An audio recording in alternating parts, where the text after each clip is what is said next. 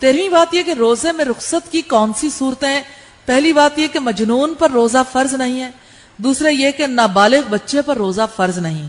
اس کی طاقت کے مطابق عادی کرنے کے لیے روزے رکھوائے جا سکتے ہیں. تیسری بات یہ کہ مریض کے روزہ رکھنے سے مرض میں اضافہ ہو تو روزہ نہ رکھے. البقرہ کی آیت نمبر 185 سے پتہ چلتا ہے. لیکن بعد میں قضا ضروری ہے. بخاری کی 1943 نمبر روایت سے پتہ چلتا ہے. چوتھی بات یہ کہ حاملہ اور دودھ پلانے والی عورتیں روزہ رکھنے میں تکلیف محسوس کریں یا بچے کو نقصان پہنچنے کا اندیشہ ہو تو روزہ چھوڑ سکتی ہیں. بعد میں قضا ضروری ہے. ابو داؤد کی 2408 نمبر روایت سے پتہ چلتا ہے.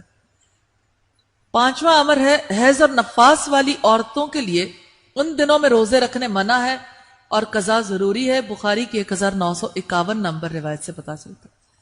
چھٹی بات یہ کہ جو روزہ رکھنے کی طاقت نہ رکھے، دائمی مریض جس کی صحت کی امید نہ ہو، یا بہت بوڑھا جس کی طاقت ختم ہو جائے، وہ ہر روز ایک مسکین کو کھانا کھلا دیں. یہ فدیہ روزے کے قائم مقام ہے. اس پر قضا نہیں ہے. دارقطنی کی روایت ہے والیوم 2 پیج 205 اور حاکم کی روایت ہے والیوم 1 پیج 404. ساتویں عام بات ہے مسافر روزہ چھوڑ سکتا ہے لیکن قضا ضروری ہے. بخاری کی 1943 نمبر روایت سے پتہ چلتا ہے.